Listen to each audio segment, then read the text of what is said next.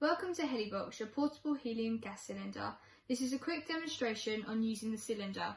First of all, remove the cylinder from the box.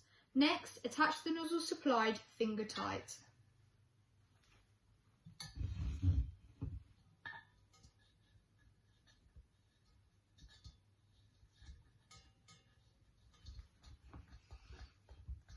Then open the tap on top to release the helium into the valve to blow your helium balloons up.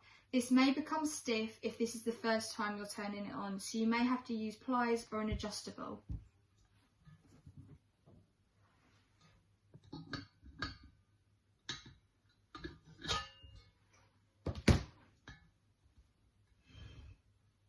You don't need to use these when tightening the tap, just with your fingers. Place balloons over the tilt valve and hold in place to form a seal. To release the helium, push the tilt valve up or down to blow your balloon.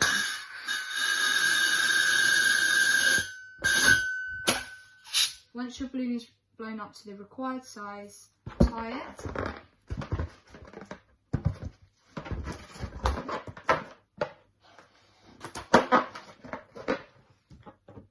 When balloons are all blown, turn the tap off and keep the cylinder in the box to store.